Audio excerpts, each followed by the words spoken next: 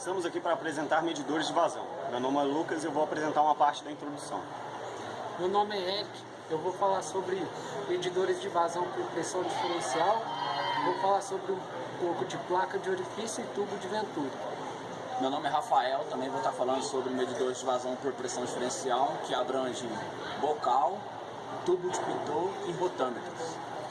Meu nome é Thiago e eu vou estar apresentando medidores de vazão eletromagnéticos e ultrassônicos. Olá, meu nome é Ítalo e eu vou estar apresentando para vocês os medidores mecânicos de vazão. Vamos lá! Vamos falar um pouco sobre medidores de vazão. Para isso, vamos entender o que é vazão. Vazão é a quantidade de fluido, que pode ser líquido, gás ou vapor, que passa por um duto em um certo tempo. Isto ocorre nos gasodutos, oleodutos, hidrômetros, bombas de combustíveis, entre outros. A vazão volumétrica é a taxa de transferência de um fluido, ou seja, a velocidade com que se transporta um volume tomada em unidade de volume no tempo. Então, a vazão volumétrica é o volume escoado pelo tempo decorrido e é dada em metros cúbicos por hora, ou alguma outra unidade de volume dividido por tempo. Para entendermos melhor a vazão que flui por um duto de área de seção transversal A faz com que uma partícula do fluido percorra uma distância h entre os pontos A e B deste duto, num dado instante de tempo t.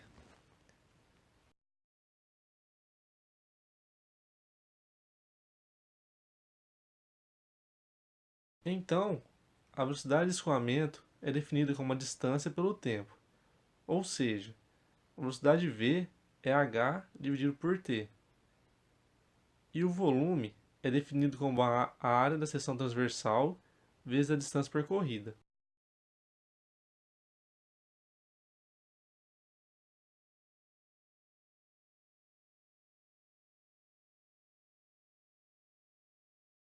Se substituirmos as equações 2 e 3 em 1, obtém-se a relação entre vazão volumétrica e velocidade de escoamento para dutos totalmente preenchidos. A vazão volumétrica, principalmente de fluidos compressíveis, exige a especificação se o volume é referido às condições de temperatura e pressão de operação, ou se é convertido a condições de referência. Vazão mássica é a relação entre a massa escoada e o tempo que essa massa levou para escoar.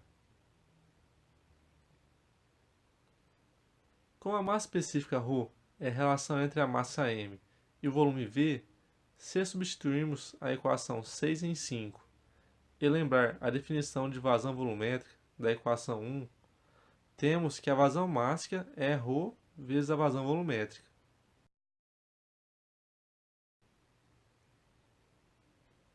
Viscosidade é a propriedade dos fluidos cuja origem são as forças dissipativas existentes entre as moléculas e interfere diretamente nos regimes de escoamento. Viscosidade absoluta ou dinâmica μ é a resistência do fluido à força tangencial.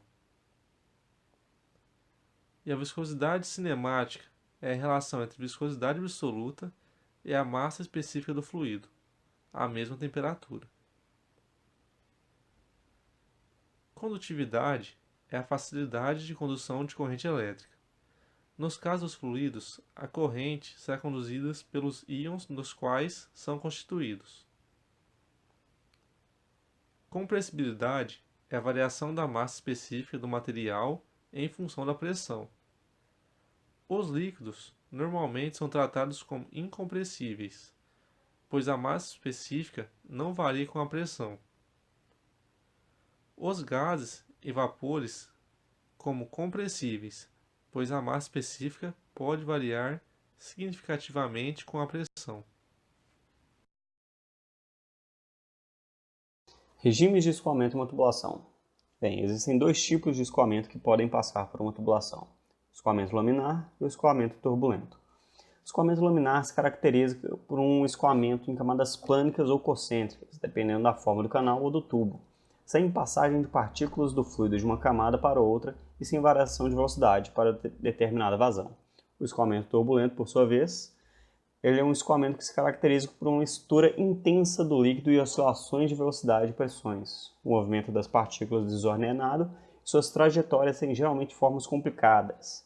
A turbulência ocorre, via de regra, para velocidades altas de escoamento. Aí são imagens comparativas do escoamento laminar para o turbulento. O turbulento ele é mais fácil de conseguir, é só abrir uma torneira ou pegar uma mangueira aí que você consegue achar ele. O laminar ele é um pouquinho mais chato, porque a transição dele do laminar para o turbulento, ela ocorre de uma maneira um pouco mais rápida. E sem contar que tem outros fatores que acabam influenciando ela e deixando ela mais rápida ainda, que são, no caso, perturbações que ocorrem na região de entrada do fluido. Perturbações do tipo manuseio do equipamento, agitação inicial do fluido no tanque, arestas vivas na entrada do tubo, todas elas influenciam na transição do fluido do escoamento laminar para o turbulento. Porém, existe um limite inferior do escoamento, no caso do número de Reynolds, onde o escoamento vai ser sempre laminar. No caso, é para um Reynolds menor que 2000. Isso se deve ao fato das forças de viscosidade do fluido. Elas acabam amortecendo as perturbações que ocorrem. Perturbações, no caso, normais, não muito intensas.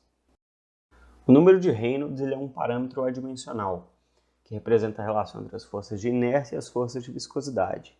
Ele também caracteriza o tipo de escoamento em uma tubulação. O RE ele é o número de Reynolds, que é adimensional. O ρ ele é a massa específica, que é em quilograma por metro cúbico. O V, a velocidade média, metros por segundo. O D, o diâmetro da tubulação, em metros. E o μ, a viscosidade do fluido, em pascal segundo. Isso está tudo no sistema internacional, inclusive. Se ele for no sistema americano, ele vai usar outras unidades, no caso. E vai lembrar que o cálculo do Reynolds ele é quando o escoamento já está dinamicamente estabelecido, que é basicamente quando os perfis de velocidade já estão desenvolvidos. Outro ponto importante saber é a equação da continuidade. A equação da continuidade expressa o princípio da conservação de massa para o fluido em movimento. Ou seja, a quantidade de massa que entra é igual à quantidade de massa que sai. E no caso aí, como dá para ver na imagem, a área de seção 1 vezes a velocidade 1 é igual à área de seção 2 vezes a velocidade 2, que é igual à vazão volumétrica.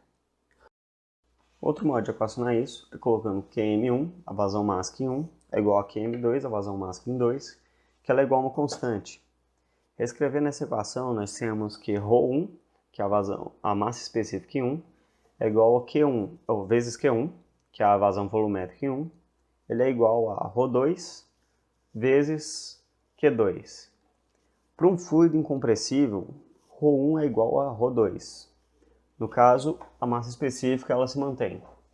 Então nós temos que a vazão volumétrica em 1, Q1, é igual a Q2. Observa-se que para um fluido incompressível em regime permanente, a vazão em volume se conserva nas seções de escoamento de um tubo de corrente, ou seja, nesse caso, o princípio da conservação de massa se transforma no princípio da conservação de volume, onde nós voltamos para a equação anterior, onde a velocidade 1 vezes a seção 1 é igual à velocidade 2 vezes a seção 2. Isso mostra, no caso, que a velocidade média ela é inversamente proporcional à área de seção de escoamento de um tubo de corrente, ou seja, quanto maior um, menor o outro, e vice-versa. E vai lembrar que sigma é a superfície lateral do tubo que não é atravessada pelo fluido, logo você não tem nem entrada nem saída de fluido pelas laterais. Isso também vai lembrar que é para um fluido perfeito, ou seja, não existe perda de carga nele. E aqui está um vídeo pelo National Committee for Fluid Mechanics, onde mostra o comportamento de um fluido quando é diminuído suavemente a seção dele. Onde você vê que o fluido começa a se comprimir, porém aumentando a velocidade conforme ele vai passando no tubo. E aqui está outro vídeo deles, mostrando o movimento de uma partícula e o seu vetor de direção e módulo.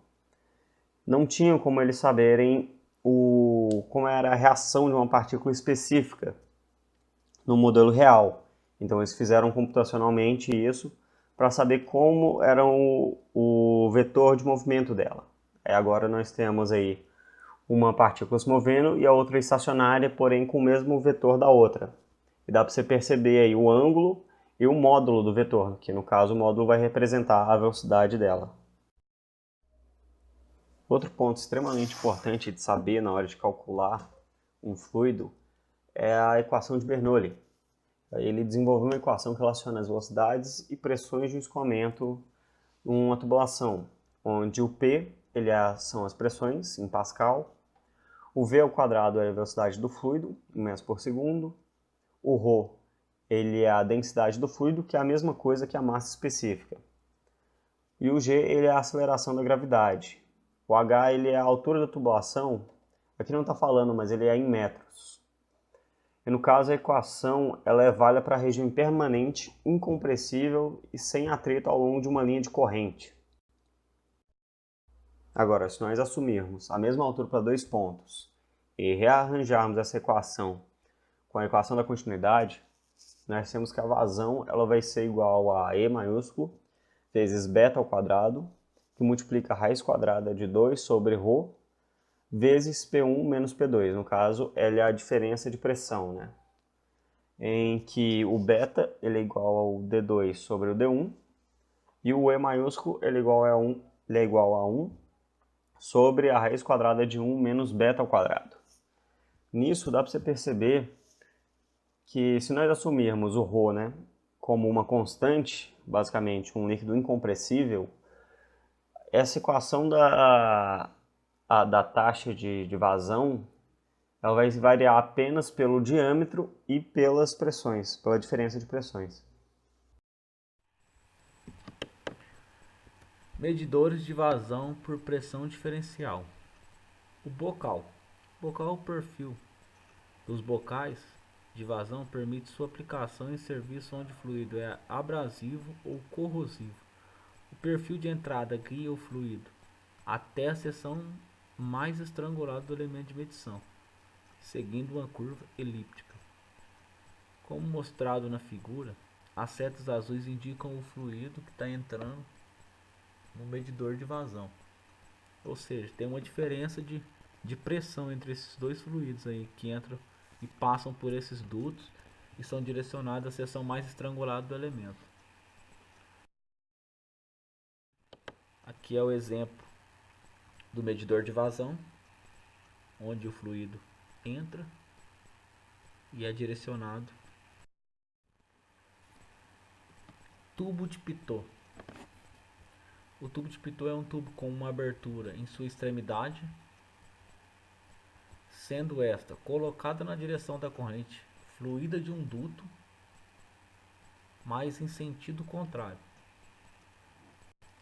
A gente observar na figura, a gente vai ver uma abertura no tubo por onde entra o fluido e ele percorre esses dois dutos que estão na parte superior do medidor do tubo de Pitot, aonde que a gente pode visualizar em azul claramente a diferença de pressão. Essa diferença de pressão é o que? A diferença de pressão entre a pressão total e a pressão estática. Essa diferença de pressão fornece a pressão dinâmica, que é proporcional ao quadrado da velocidade. Ou seja, a gente chega no resultado de ΔP igual ρ vezes velocidade ao quadrado dividido por 2. Velocidade é igual a raiz quadrada de 2 vezes ΔP sobre ρ.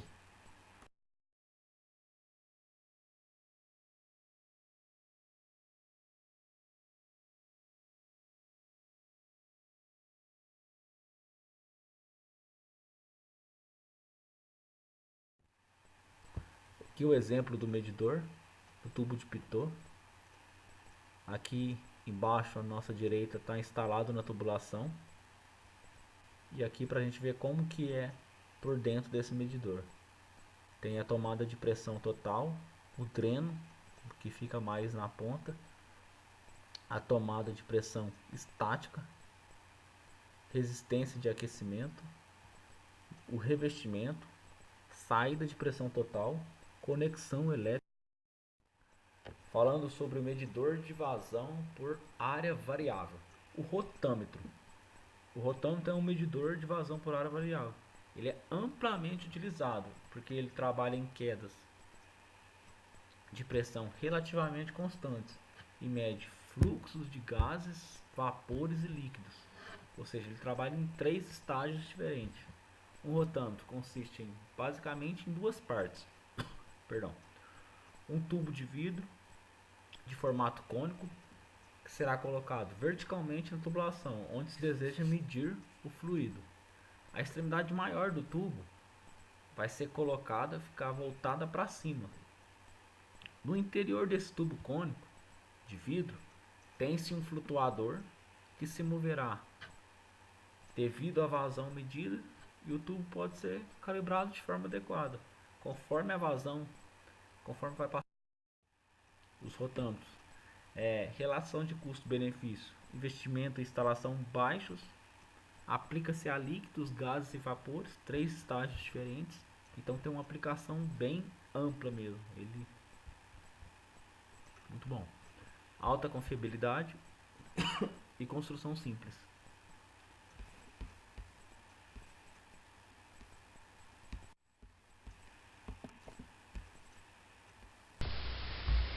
Vamos falar agora um pouco sobre medidores de vazão eletromagnéticos. Princípio de funcionamento.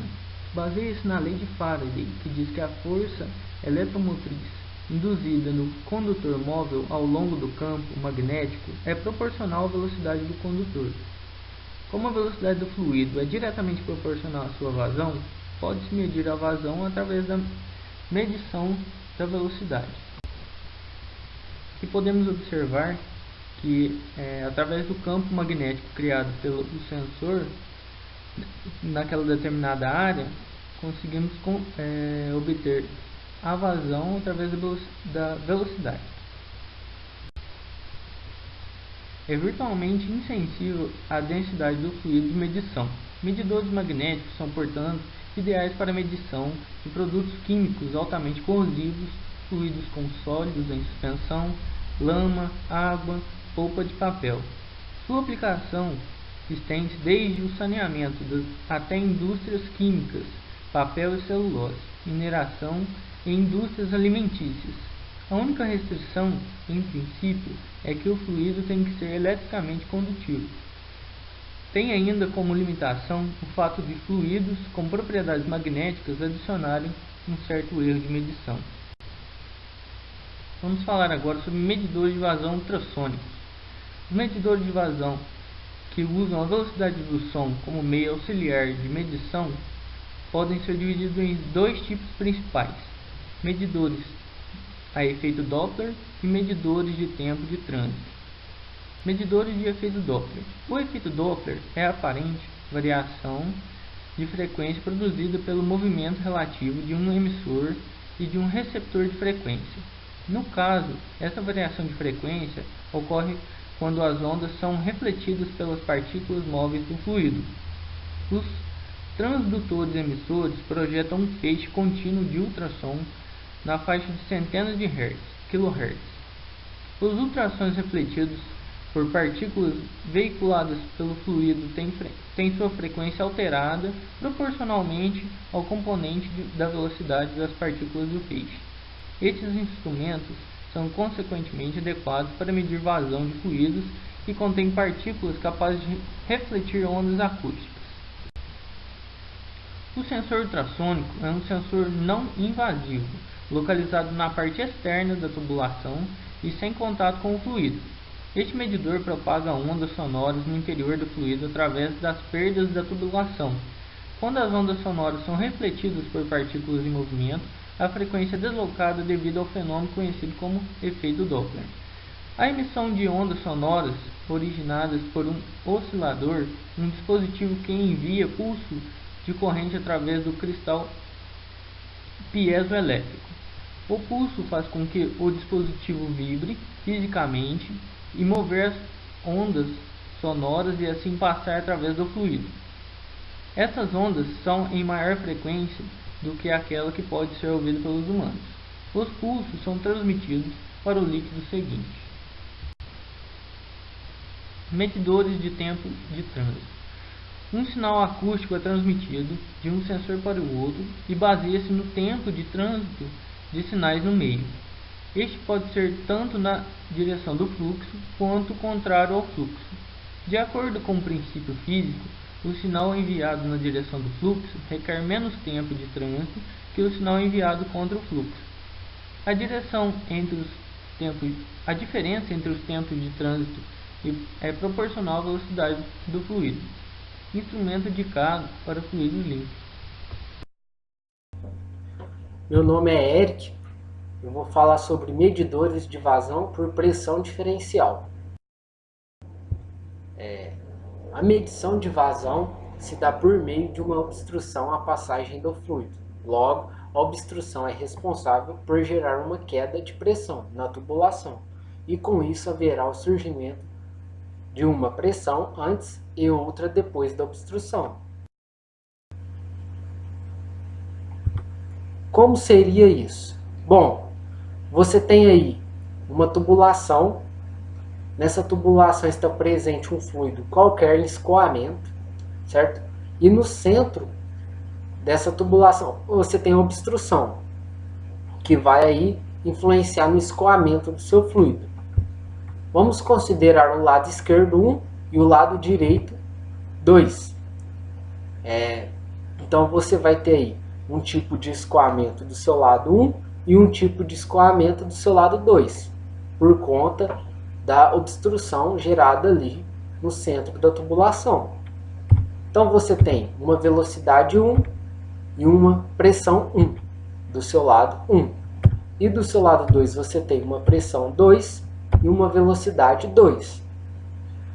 Então o que está acontecendo? Você tem lá um fluido em escoamento. Logo que ele entra em contato com essa obstrução, você tem uma queda de pressão. Então, seu fluido ele provavelmente está perdendo energia. Com essa diferença de pressão, P1 e P2, você tem que o P1 é maior que P2 e você consegue medir a sua vazão, tá? Pela equação de Bernoulli. Você fazendo um rearranjo matemático, né, da equação da energia, você tem que a sua vazão está em função da diferença de pressões P1 e P2. Então você consegue medir a vazão através dessa diferença de pressão. Eu vou falar sobre alguns medidores, tá? De vazão por pressão diferencial, e um deles é placa de orifício. Bom, esse sistema ele é simples, né? É o mais simples, flexível dos elementos primários de vazão. Consiste de um disco chato, de pouca espessura, com orifício para passagem do fluido, que é colocado por meio de flanges na tubulação. Como seria isso? Você tem a tubulação, você tem as flanges, certo? Para colocar aí a sua placa de orifício. Então, sua placa está ali localizada ali no centro. Você tem o seu lado 1, seu lado 2 da tubulação, né? E você vai ter aí a sua pressão 1 e a sua pressão 2. Com essa placa aí localizada no centro, o seu fluido está em escoamento, ele entrou em contato com a placa, essa placa vai influenciar no escoamento do seu fluido, provavelmente vai ter uma perca aí, né, uma perda de energia no fluido. Então a sua pressão, né, vai ter aí uma queda de pressão. Então a sua pressão 1 vai ser maior que a sua pressão 2, e essa diferença de pressão, né, que seria a pressão diferencial, você vai estar medindo a sua vazão através dessa. Bom, esse sistema tem algumas vantagens. Uma delas seria instalação fácil, economia, construção simples e manutenção e troca simples. Então, por ser uma instalação fácil, né, uma construção simples, você vai ter uma economia, né, comparado a outros meios aí de medidores de vazão. Então esse método aí, esse sistema, ele é econômico.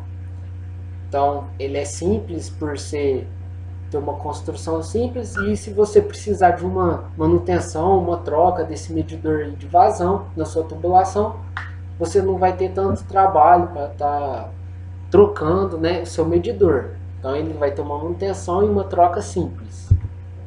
Tem algumas desvantagens: alta perda de carga e baixa rangeabilidade. Bom, o que acontece? Quando o fluido entra em contato ali com a placa, né, com o seu medidor de vazão, a placa de orifício, por conta dessa obstrução, seu fluido ele vai perder energia. Então, quando ele perde energia, ele perde carga. Então, uma das desvantagens desse método aí, desse sistema, placa de orifício, é a perda de energia. Então, o seu fluido ele vai estar perdendo energia. Essa seria uma das grandes desvantagens aí do medidor de vazão, placa de orifício. Vou falar sobre outros tipos de medidores, né? E agora vou falar do tubo de Venturi, né? Que é um medidor de vazão por pressão diferencial. É o tubo de Venturi.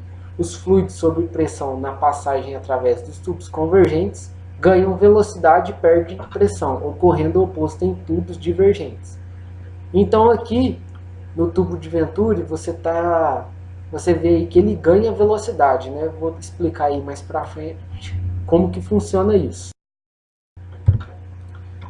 Então você tem aí um esboço, né, um desenho esboçando como seria o tubo de Venturi. Ele é adicionado aí na sua tubulação através de flange, né? Através das flanges. Você tem aí na extremidade aí sua tubulação e no centro você tem o tubo de Venturi.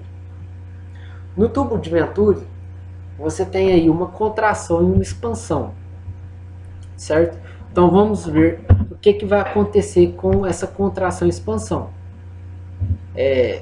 Pela lei da conservação da massa, você tem que a sua vazão que entra é a mesma vazão que sai. Então, você tem aí que a massa que entra é a massa que sai. A vazão ela é encontrada através da velocidade da área. Então você tem uma área aí na sua tubulação. Assim que entra em contato ali com o tubo de Venturi, vai começar a ter uma contração. Quando tem essa contração, tem essa diminuição de área. Então, para manter a mesma vazão, certo? Lei da conservação da massa, você tem aí que aumentar a velocidade. Então, automaticamente, quando diminui a área, o seu fluido ele aumenta a velocidade para manter a mesma vazão.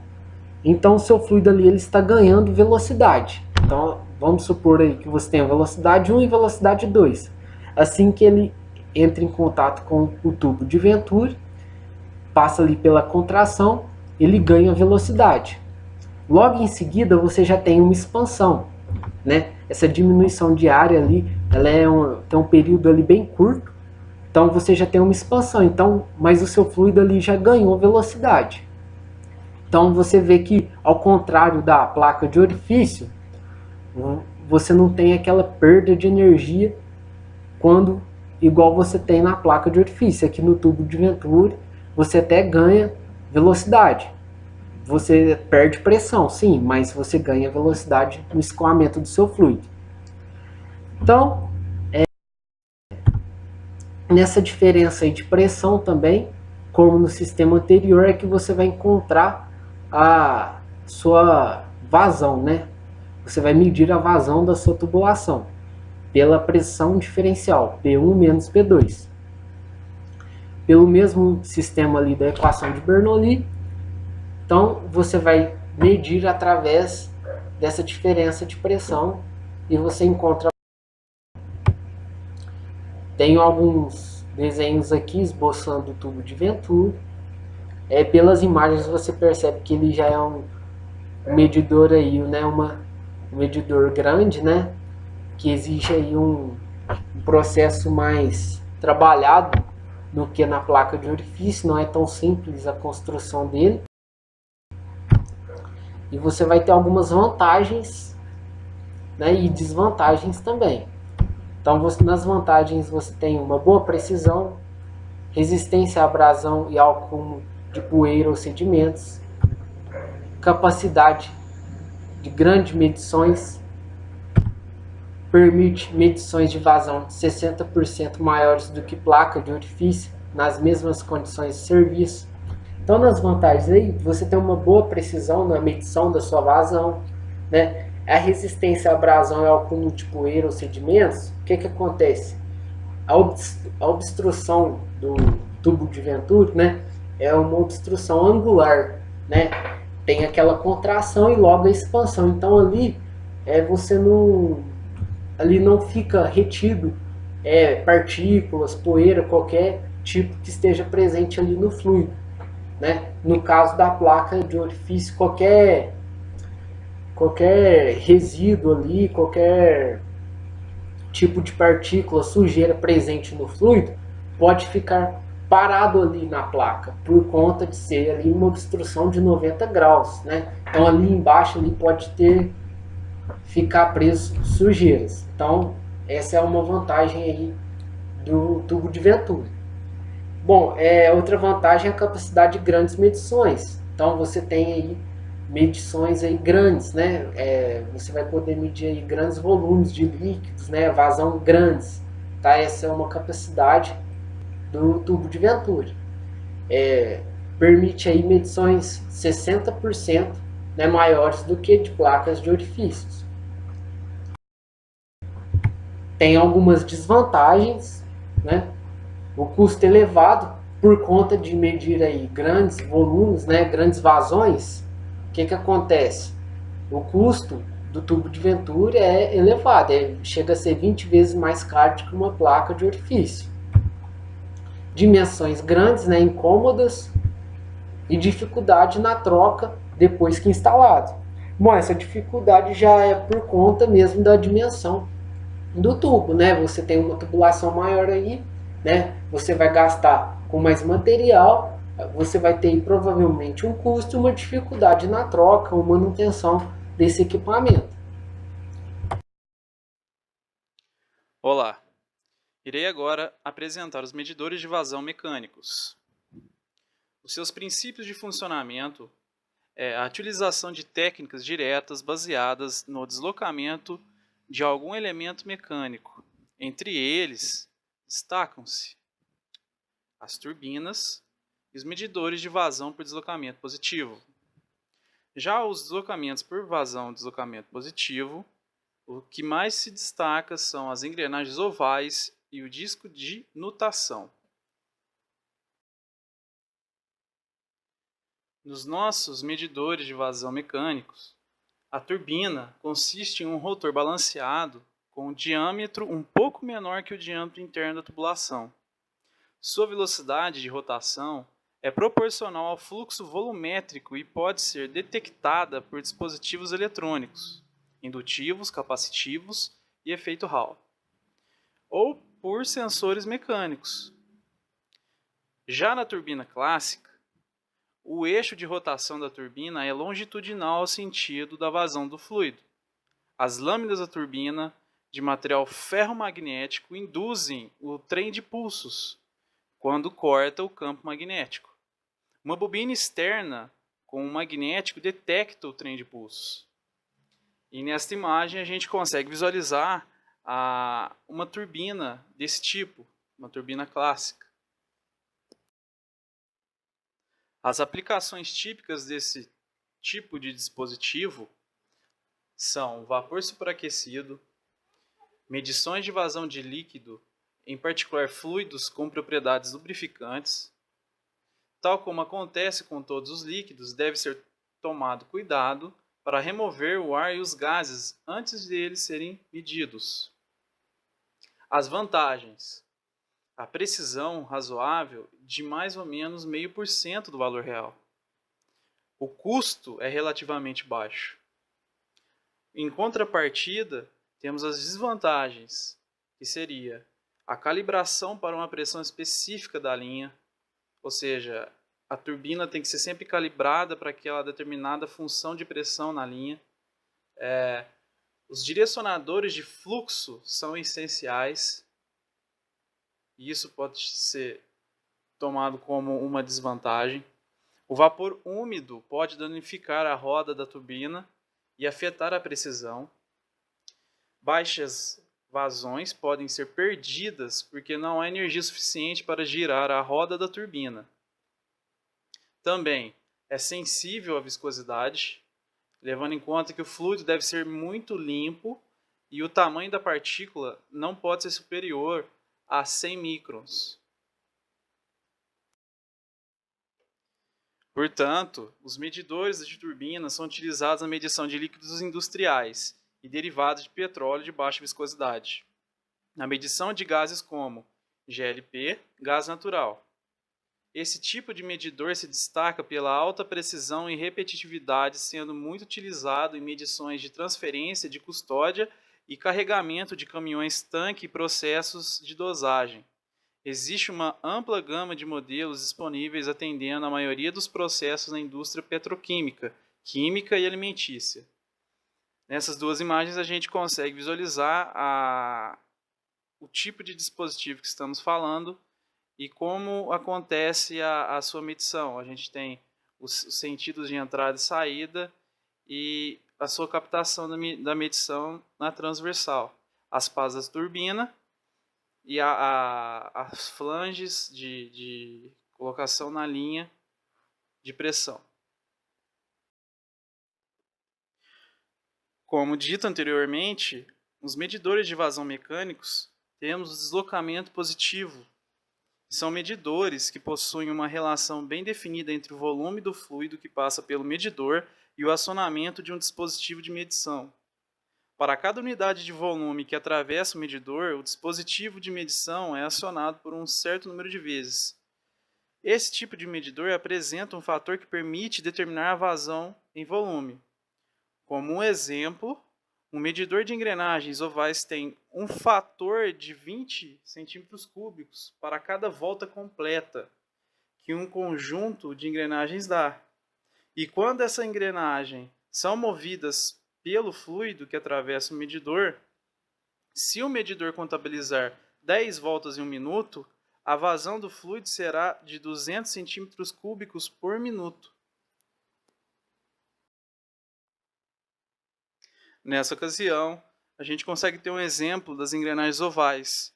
Como acontece a medição, onde nós temos o fluxo de entrada e saída, onde é contabilizado o volume passado por aquele orifício, onde a gente consegue ter a captação dos dados de medição. Dentro dos medidores de deslocamento positivo, nós temos um medidor de pistão alternante para líquidos. E nesses medidores, um disco é instalado no envoltório fechado, como mostra a figura. O disco se inclina quando o líquido entra no aparelho, de modo que para cada ciclo de mutação, um volume discreto de líquido flui através da saída. Cada ciclo é registrado por um eixo conectado ao sistema de leitura. Como a gente pode ver, a gente tem um exemplo nas duas imagens mostradas, onde a gente tem o sentido de entrada e saída e como ocorre para contar o giro, assim captando os dados de vazão. Também teremos o medidor de disco oscilante para líquidos. Nestes medidores, um disco é instalado no envoltório fechado, como mostra a figura. O disco se inclina quando o líquido entra no aparelho, de modo que para cada ciclo de mutação, um volume discreto de líquido flui através da saída. Cada ciclo é registrado por um eixo conectado ao sistema de leitura. Como nós podemos ver aí, nós temos o sentido de entrada e saída, e esse giro faz com que o sistema de leitura conectado no eixo superior faça a contabilização da vazão passada nesse tipo de dispositivo. Nesta imagem a gente tem os exemplos dos dispositivos e um esquema de como o dispositivo real funciona, onde a gente tem o corpo, a transmissão primária, a caixa de vedação, o contador, o trem de engrenagem intermediário e o disco de nutação, como explicado anteriormente. Bom, pessoal, essa foi a nossa apresentação sobre os medidores de vazão. Gostaríamos que a gente consiga contribuir pelo conhecimento de todos e auxiliar em todos os nossos trabalhos futuros e nos nossos seminários deste semestre letivo. E muito obrigado a todos que assistiram esse vídeo. Até mais!